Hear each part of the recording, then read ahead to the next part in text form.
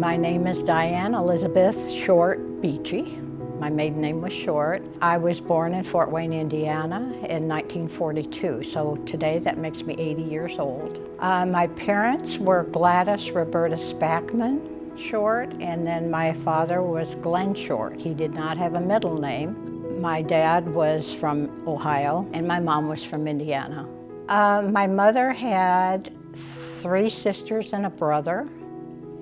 And my dad had 3 brothers and a sister. My mom, I did not know her mother. My grandmother, Spackman, passed away before I was born, so I never got to know her. My grandfather, her father, lived with us for many years, so he was my best buddy. He was Henry Benjamin Spackman, and everybody called him Harry, but he was kind of my best bud. Because he was the one at home when we came home from school.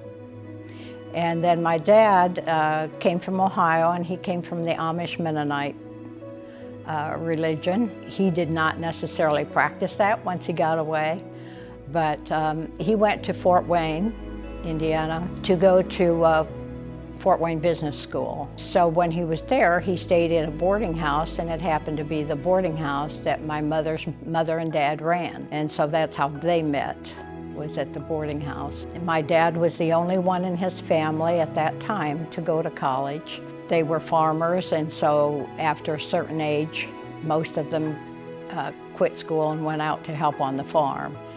But my dad had been ill as a little child. It was what they then called infantile paralysis. And so he wasn't quite as strong as the others, and he was a little bit slight built. So he stayed home and helped his mom with things around the house. He had to do things around the house. He didn't go out in the field. So he was able to continue on with education. And that's how those two met then, was through that boarding house. Grandpa Spackman, his family came over here from Cheltenham, England. His father had passed away over there, and he was about, I think, 12 years old. And so his mother remarried, and they came to the States. Her new husband was a mason and did masonry work. They first came to Michigan and then down into Indiana, but yes, Grandpa then fought in the Spanish-American War. Spent his time there. I found a little piece of paper on him where he had contracted malaria during the war, and so he got, from the government, he got $6 a month as a benefit for having gotten sick. But that's why he, then like I say, he lived with us, and so we were real close with him. When we lived in Fort Wayne, I remember the house we lived in. Vaguely, I remember a few things. Like I said, I have an older sister and an older brother, and they remember a lot more than I did then. I was just that much younger. And then from there, my dad had worked for a trucking company. Then he and a couple of other guys decided to start their own trucking company, and they started it in a place called Angola, Indiana. We moved first to a little town called Pleasant Lake, Indiana. And I loved that little town. It's a sweetheart of a town. And I went to, like, I think 1st and 2nd grade there. And then he found a house in Angola. We lived in 2 different houses at Pleasant Lake, and we rented. So then he found a house in Angola, and we moved to Angola, and I went to Angola school throughout my schooling. And that was a beautiful town. It has a lot of lakes. It has what we called the square, where you go around a statue to go anywhere once you go downtown. So it was a really nice, because it was a college town and a lake town, it was a real good, healthy town to live in. And I felt like I say, I got a real good education there. So I had a good childhood. I have no complaints. You know, my folks were good. My parents divorced when I was probably in about 5th grade or so. And about a year or so later, my mother remarried. We lived with my mom. And she remarried, and I was very fortunate. He was a wonderful stepfather. You know, I had a good childhood. She worked at the weekly paper. She asked the owner of the paper if she could write a column, and so she started writing her own column. And I have to respect my mother. She always felt like she was shy and quiet, but for that time and era for a woman, she was really pretty gutsy. She went to work where a lot of women did not work outside the home at that time. She originally started out when my father, when we moved to Angola, and he along with these others started the trucking company. She worked there for a while, helping them. Then she went on to the newspaper. And also because of the newspaper, I know you talked about my first job. My first job besides babysitting actually was delivering that weekly paper. I had a paper route. And because it was a weekly paper, we had to collect at the time, so it wasn't like you just went and threw the papers. You know, you had to stop and talk to the people and collect. So that was a good education for me. So that was my first job. But she did that, and then she went on to work as a bookkeeper for car sales, and then she opened her own knit shop.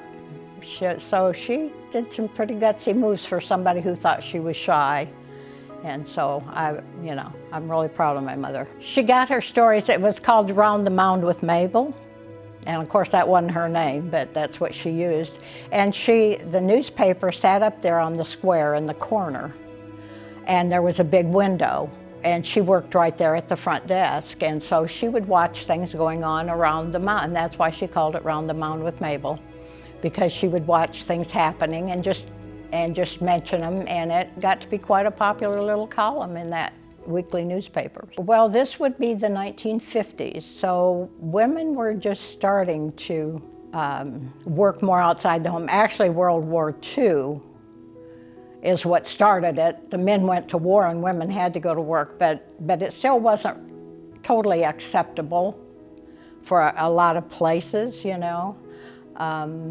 That the women stayed home, the men went out and worked, and the women stayed home and took care of the kids and did the housekeeping and that kind of thing. So she was kind of a little leader in her own field, although she never recognized it that way. But I mean, it was a role model for me, you know, just watching her and not knowing it at the time, but just realizing it. And when Mom and Dad divorced, I think she also felt that she needed to be able to provide. So yes, I had a best friend, so to speak, but there were a few of us that just kind of ran around together, you know.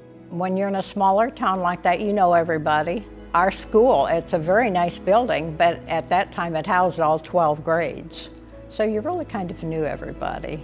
I bet you had the few that you palled around with a little more than others, and I'm still in touch with them. That's the beauty today of these cell phones and texting and just being able to keep in contact with people. So I keep in contact with 2 or 3 of my old classmates. My best subjects were math and English.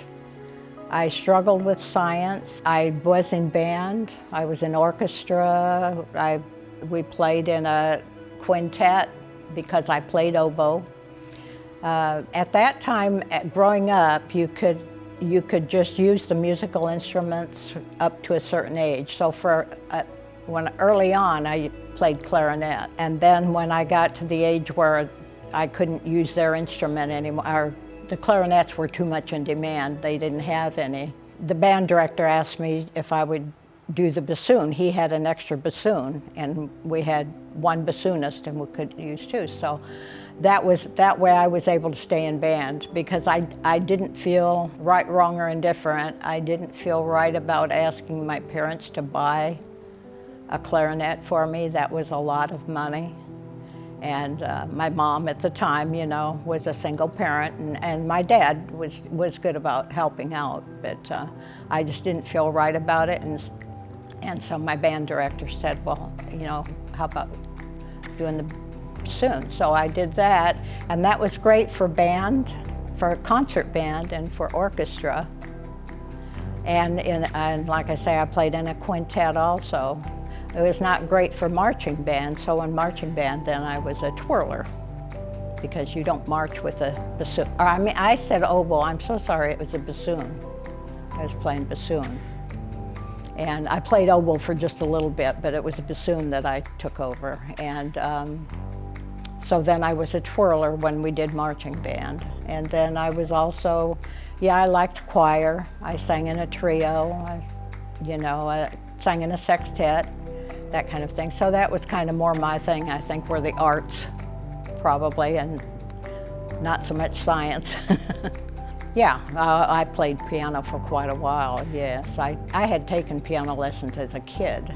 In fact, if you want a story about that, currently that same piano is currently at one of my daughter's houses. My dad, back in Fort Wayne, was friends with a man that had a music store there. But he was friends with him, and Mom had wanted a piano. Mom played piano. This gentleman who owned the music store had advertised that he had a piano for a certain price. Well, in order for him, and it was below what he even paid for it, and so in order for him to not get in trouble, he had to sell that to somebody for a certain price. So he called my dad and said, do you want this for this price? And Dad said, sure.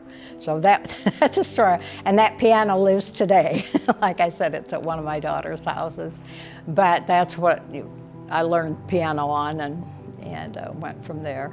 So, well, yeah, then I worked, at the ice cream store that I think my husband talked about us meeting up at the square. I was going to work there, and I worked at the Dairy Queen. Oh, I did go to camp one year at one of the lakes there, yeah. But it was my first time away from home, too.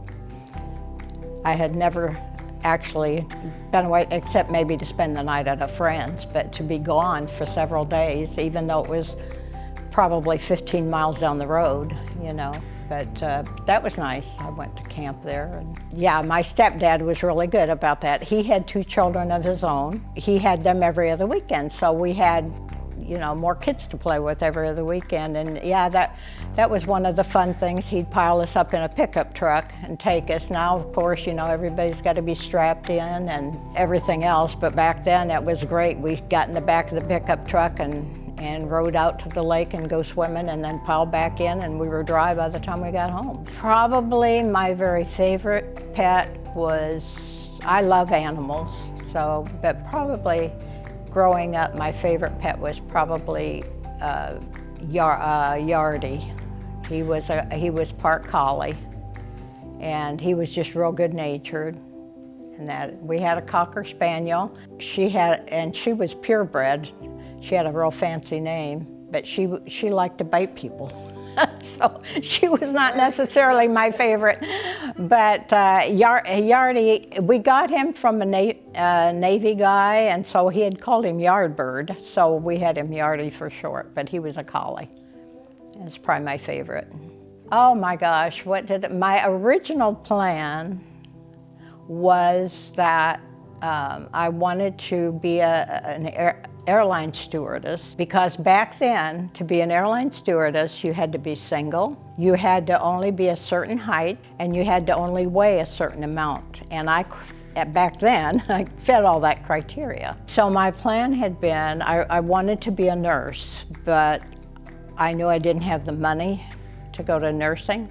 So the plan was that I was going to try to get into airline school, and while I was doing airline, I could go to school part-time. I'd have a way to pay for it and become a nurse. That was my original plan. But then John Keith Beechy came into the picture, and that changed everything. I don't remember our first date. We had a mutual friend at school. I don't know if he went to him first or what, but then the friend came to me and said, do you know Keith Beechy? And I said, yeah, I know him. And he said, well, he would like to take you out on a date. Would you go? I said, sure, I'd go. So we obviously went out on a date. Then I can't tell you where or what we did, but because we always laughed, there wasn't a lot of money. He would put in 50 cents worth of gas. He lived at the lake, so he had to drive in to see me and a drive back. So he'd put in 50 cents worth of gas. It would be like a $2 date, 50 cents worth of gas. Each of us go to the movie for 50 cents each, and then we could get a popcorn. So that was that would be kind of our big date. So I can't tell you what, and I think that's one reason our relationship has lasted for the 63 years because I think first I liked him as a person. And what I saw in him, he was nice looking, so that helped, but he was also a kind person. I could tell he was kind, and he had, I liked his eyes, and he was kind. So I think it just kind of developed. He was just a good, decent human being, and that was important to me. And so from that it evolved. So I can't say that one look and it was like, oh, wow, I'm in love. No, Well, we saw each other a lot at school, and then would, go on dates. Like I said, I walked to school. I lived in town. I was a town girl, and he lived out at the lake, so he had to drive in. And we would see each other, pass each other in the class. Like I said, the school held all 12 classes, or grades. And we would see each other then, and that kind of thing. Mostly it'd be after school. He might take me home if he had the 50 cents worth of gas to put in. He joined the Army. I was still in school, but he joined the Army because back then they still had the draft. His number was kind of on the borderline of whether he would be drafted or not. And so you had a better opportunity of selecting things if you joined rather than be drafted. So he went ahead and joined. He and his best friend joined, and he was sent to Fort Hood, Texas for basic training. And then that was like 6 months, and when he came back later, then he was stationed in Fort Knox, Kentucky, which wasn't that far away. And so we decided then to get married and live there in Fort Knox while he was there. He was to eventually be sent back to Fort Hood. At Fort Knox, we got married, and his general, the wife of his general, was very sweet, and she wanted to be sure I had a nice wedding. We were just going to go to Justice of the Peace, that type of thing. And she wanted to be sure I had a nice little wedding, and I to this day, I wish I remembered her name because it's very sweet of her to have done that. So she arranged it all to where we had, a nice cake and had a nice military-type wedding. The troop that he was with all had to show up in their dress uniforms, so that was very sweet. And we lived in a little trailer house. It was a little one-bedroom and with a little bath and shower. I'm just trying to describe how small this place was, but it was our place. We stayed there until he got transferred back to Fort Hood. Then I went back home and stayed with Mom and Dad until I could go down there, and he found a place for us down there. That was my first train ride ever. In fact, I had never left the tri-states, which was Indiana, Michigan, Ohio, except for when I went on my mom's honeymoon with her to Niagara Falls. So I had to get on the train and meet him down there. And so my mom and stepdad took me to the train terminal, which was in another town, and put me on. And I didn't find out till later that my stepdad gave the conductor some money and told him to keep an eye on me. And I thought that was so sweet. But so anyway, so yeah, we headed down, or I headed down to Fort Hood, Texas, all the way from northern Indiana. And I was 17 years old and really green behind the ears, And I had a stopover, and I can't tell you, I don't remember where, probably Kansas City or St. Louis or somewhere. And the trains were running late. And so I was not going to be there when I was supposed to be, but I had no way of getting hold of Keith to let him know I was going to be later. And so I called home, and there again, my stepdad said, "Don't worry, I'll take care of it." So they were able to call him, I guess, and he just happened to be walking by, because this was the Army back then. They didn't cater to you a whole lot. But he happened to be walking by just when that phone call came in. And the guy said, "Hey, Beechy, there's a call for you." And so he was told then that I was going to be on a later train. Oh my gosh, being a parent. When we were in Fort Hood, we were there for a couple of years. And during that time, our oldest was born. There again, in the military, they didn't coddle you too much, so I was in there with a whole bunch of expectant mamas, you know, and we got in a line and we'd be checked out and that kind of thing. But I had one doctor. You saw different doctors, it was whoever was available. But I had one doctor I really liked and felt comfortable with, and lo and behold, he was on duty the day that our daughter was ready to be born. So we lived in a little town outside of Fort Hood, because the rent was cheaper, it was nicer, and we lived in a little duplex. There again, it was a little 1-bedroom, 1-bath duplex, a little L-shaped living room, kitchen, and all that. So I was there doing the dishes, and it was a quick run through Fort Hood to get way over to the other side of the hospital, and so we did, but lo and behold, the doctor that I really liked was the one on duty.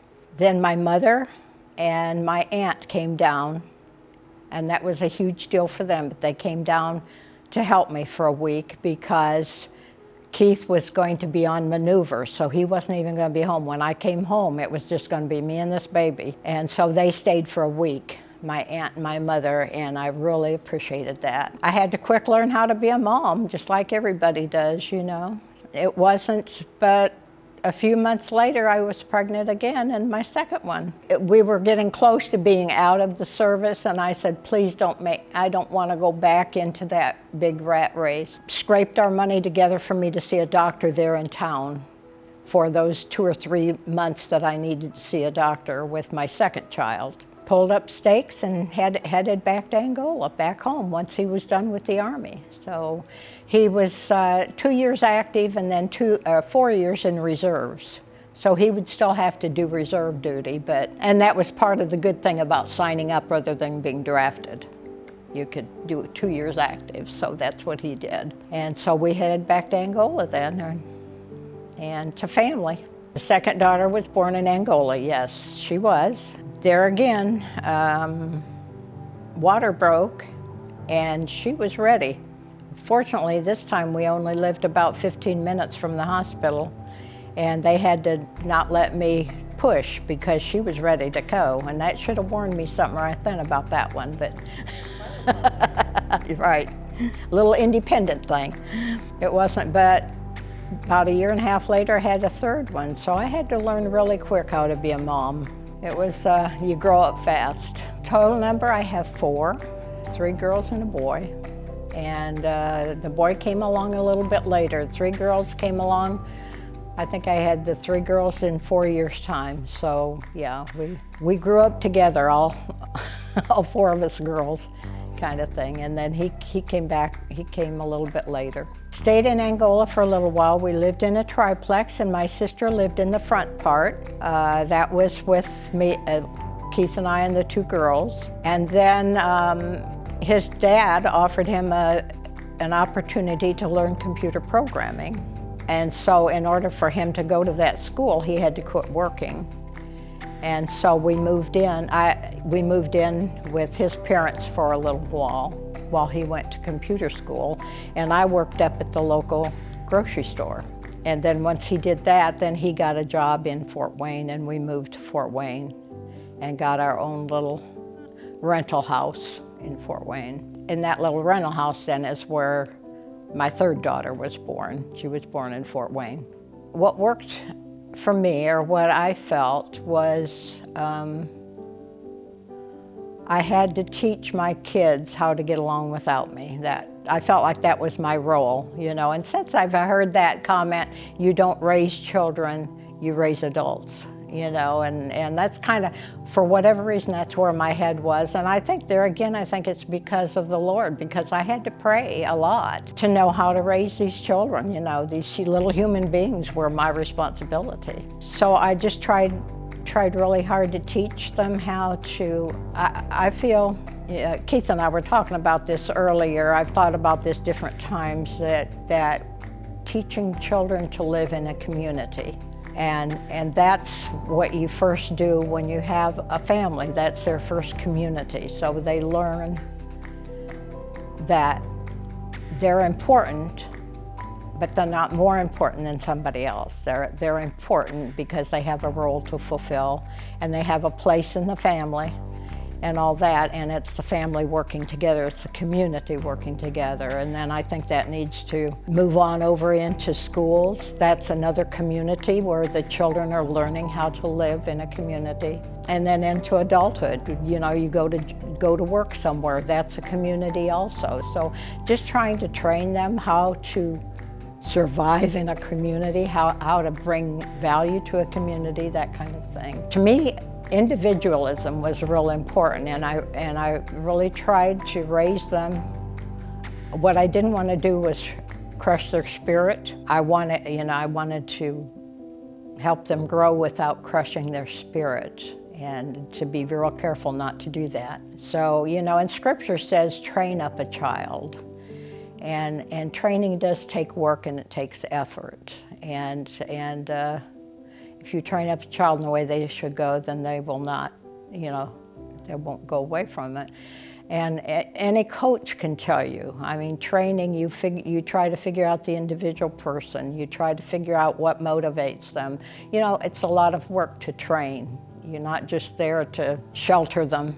You know, you're there to train them and train them for this world, which is, there again, the communities that they're going to face. So, although I'm not a camper, we always joke, Keith is a camper. I would even stay in a Motel 6 over camping if need be. But probably some of my most memorable ones were when we camped as a family.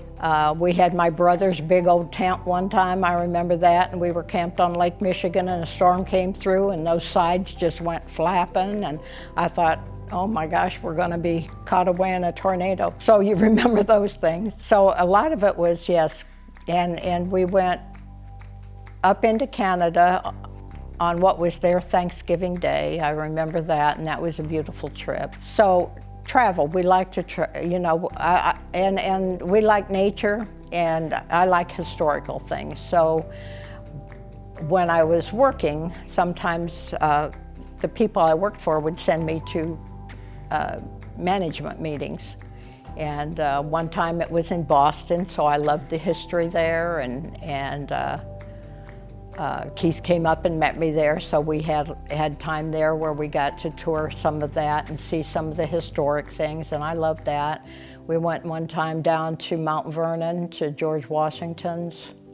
Gave me a new respect for him and how he thought about things and that kind of thing. So I like things like that. Those were memorable. And then we also went over to the British Isles. That was my one and only time overseas, so to speak. But we were supposed to go with my sister and her husband, and then he got sick, but we were already up there ready to board the plane. And so we went ahead. They said, you guys go ahead. So we went ahead and went over there and got to tour England and Scotland and Wales and Ireland. So that I really enjoyed that. So yeah, I've had a lot of good experiences. Crafts and hobbies. I am one of those people who, my hobby really, I enjoyed working outside the home. I appreciated, we had our own business. And I ran the office, I booked the jobs, I did the bookkeeping, but we could run it from our home. And I really appreciated the fact that I was able to be home with the children and still feel like I was contributing, you know, to the family. And then once the children all got older, then I went out to work, and I enjoyed working outside the home.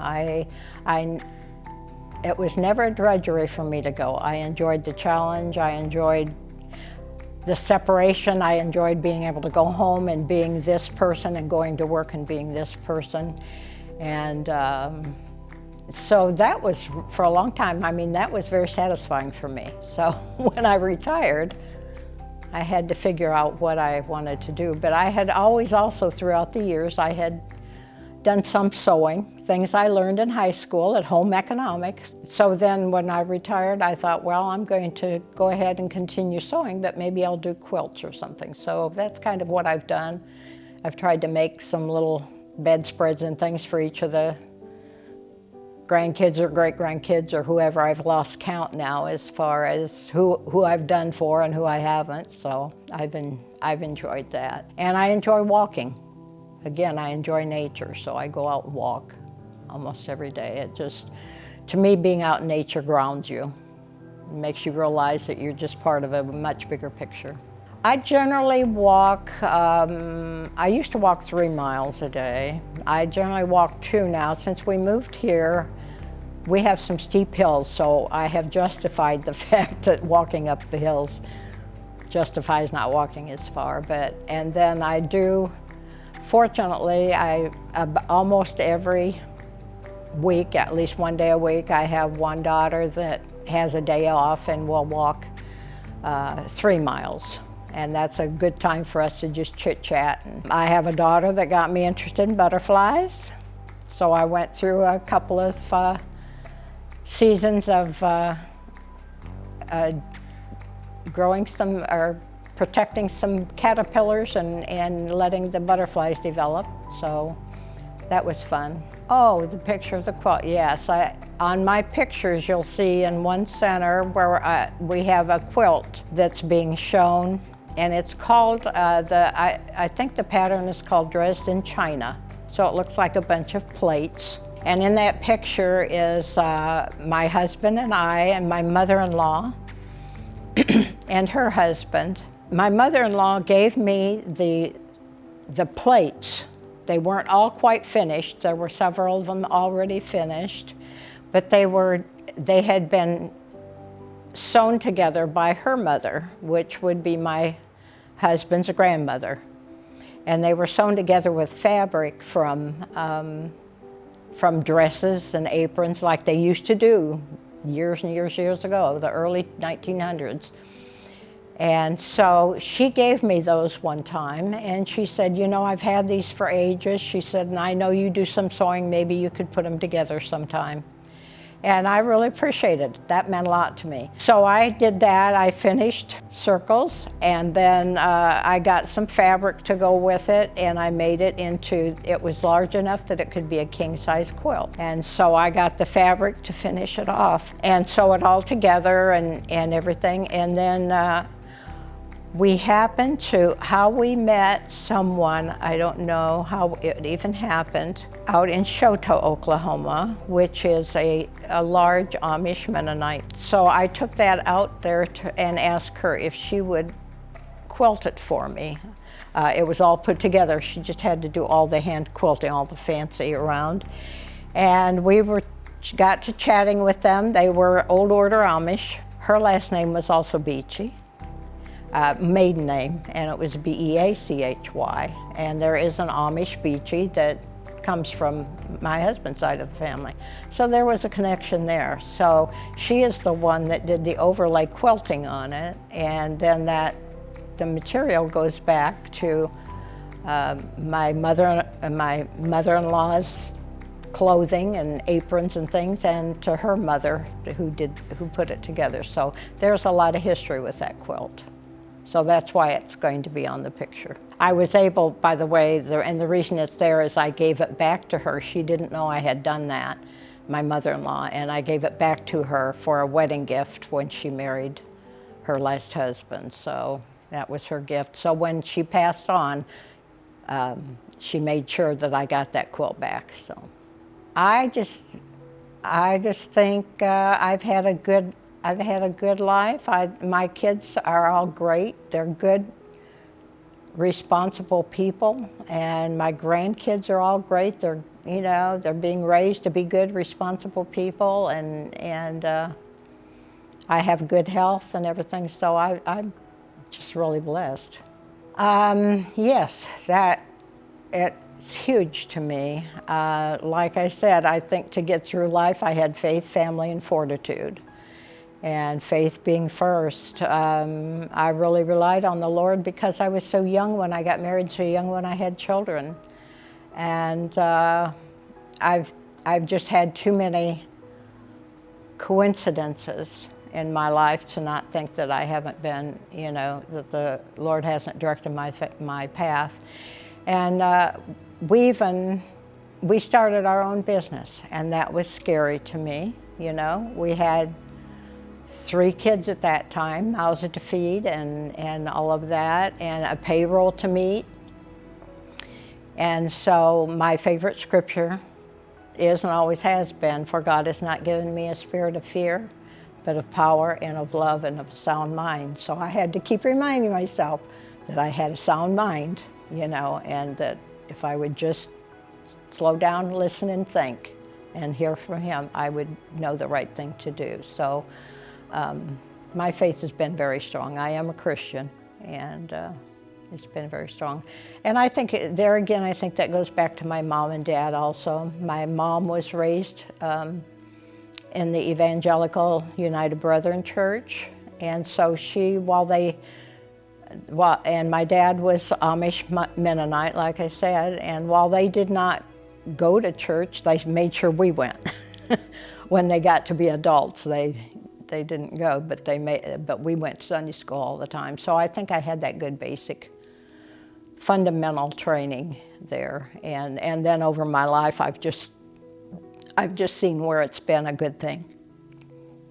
When I really needed God, and just umpteen times. Like I say, even raising the children, and being concerned for their safety, and our business, took off. You know, it didn't have to, but it did. You know, we were going to buy this franchise in Fort Wayne, Indiana. We were living there at the time, and the gentleman that we were going to buy this franchise from all of a sudden backed out. And so here we were, didn't have a job. Keith had quit his job, and we had no money. I mean, no income then. And it was right before Christmas, and I can remember I bought the first artificial tree from Sears Roebuck. And I bought that because I didn't know what the future was going to hold, and I wanted to make sure my kids always had a Christmas tree. So I bought the artificial Christmas tree to make sure if we didn't have anything else, we'd have a Christmas tree. And so after that Christmas, then we did move to Wichita. And not knowing, and it was dead of winter, it was a poor time to do carpet cleaning. It was after Christmas and all that, but we put the ad in the paper and we got business, and we just had to keep going. And so it was like, you know, there were a lot of times we had to rely on the Lord, and I am not a risk taker particularly, but my husband is, so so I had to kind of go along for the ride sometimes, and so yeah, I relied on the Lord a lot, you know, as to whether we're doing the right thing, and what I needed to do, what my responsibilities were. I just think seeing my kids grow up and become good people and make it, you know, those things are joyous times for me. We fortunately have not had many tragedies. Of course, we've lost our parents and that kind of thing, and you know, you deal with that. Just for me overall, I think having seen my family grow up and be good, healthy, responsible people, probably my most joyous thing. What have I learned over the lifetime? I have appreciated the fact that I do have a faith that keeps me centered and keeps me grounded. And I'm glad that I was raised in a family. Mom and Dad were just solid. It was not a loud family. It was not even a real emotional family, but it was just a good, solid family, a good steadiness. And I think we were taught from an early age to take responsibility. If we make a mistake, face it, you know, learn from it, move on, that kind of thing. So I would say just don't dwell on what you can't do and what you don't have. Dwell on what you can do and what you do have, and just see what can I do with what I've got, you know. Either one takes energy, so you might as well put it in that direction, you know. I don't know. I'm a morning person, so I think just every day, thinking, you know, I'm fortunate. I think I'm basically a cup half full person, and I'm grateful for that. And I think what inspires me is I love to get up in the morning and think it's a new day and new hope, that kind of thing. So, yeah, the sun rising in the morning and setting at night, you know, that's the way it's supposed to be. So, once you marry, you can't. It's not just about you anymore. It's about, because what you do affects the other person. I think chasing your dream is good if you're both on board. And if you're not on board, why aren't you? You know, and examine it and see if you can get on board. You know, there again, Scripture says one puts 1,000 to flight, but two can put 10,000 to flight. So if you can get an agreement with your spouse, as far as if you're talking chasing dreams after you're married, then I think that's a good thing. And the whole idea, to me, is test the dream to see if it's a whim or if it's true. I like to call it a calling, if you're feeling called to something, or if it's just something that sounded good and, gosh, let's try this and let's try that. So I think you have to kind of examine those things. And yeah, if your partner or your spouse or whatever's in agreement, and you feel like it's something you're supposed to do, go for it. Tips to making a marriage last. Yeah, I think you have to have humor. Keith and I laugh at each other. You know, we get a kick out of each other and out of ourselves a lot. And then I think just a basic self-respect. You know, be respectful of each other. Respect the fact that one's going to be different from the other, and that's okay. I've often said that marriage should not be a competition, it's a collaboration. And we've learned over the years, I think, to appreciate each other's strengths and go with it. You know, we had a time for a while where it was supposed to be, well, the man is supposed to handle the finances and the man's supposed to do this and this. This was years ago. And frankly, that's something I enjoy. He doesn't enjoy it, and I'm better at it. And he's okay with that, you know, and there's other things he does. He fixes stuff, he engineers things, and that's great. I have zero desire to learn all that. And so over the years, I think it's just basically that, setting up boundaries with each other. I think we know so important to somebody that we don't try to disagree with it. So you set up boundaries, but it's that mutual respect. Anything on my bucket list? Well, if I had a ton of money, the only thing I've ever thought that I would like to do that I probably haven't is the train ride across Canada. Just because I love trains, and I think that comes from when we lived in Fort Wayne. We lived close to a train track, so when I would hear trains, that's a comforting sound to me. But I love trains and I love nature, and Canada's so beautiful and it's still so fresh and new, you know, that I always thought that would be something. But you know, I'm not going to be disappointed and rue about it if it never happens, you know. I like lots of quotes. I like things that just, you know, bullet points that just say it. I do have one.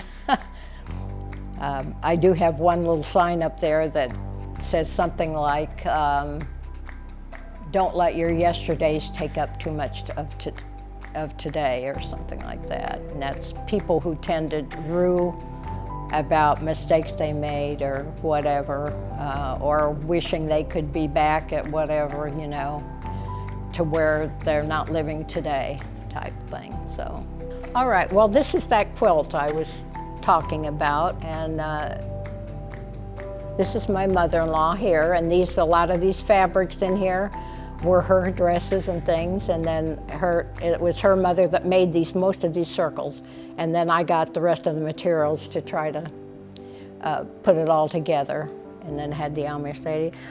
These are our little twins from our youngest child, And I did that because he came later and he married later. So they aren't in a lot of our little group pictures where everybody else is. So I wanted to be sure to show them. And these are a bunch of the grandkids here and here. And this is, there again, here's Keith's mother with a bunch of her great-grandchildren. And there's Keith and I with the twins. And then this was one of our trips out to Yellowstone. There again, here was our wedding. There at Fort Knox. And this is my mother. And that's my stepdad that I adored. And these are the kids when they were wee little. And this is my father over here, and that was his wife. It was at his wedding with her. And this is Keith and I at our 25th wedding anniversary. And then that's just us being us. So this is the family. Like I said, I tried to take a picture when they were all, or pick one where they were all younger, so that they wouldn't say, "Why did you show them that?" You know, they're all adorable. And the interesting thing, they may not appreciate me saying that, but back then Sears Roebuck was so popular with middle-income people. My big concern was to buy them, get them school dresses. And you could, at Sears, they would have a special where you could buy 3 dresses for $10 or 3 dresses for $15. These were the $15 dresses right here. So they each got their pretty dresses. Those were for church. And sorry, I just remembered that on those dresses that I had gotten those. I splurged and got the more expensive ones because they looked prettier, I thought. Yeah, so that's it.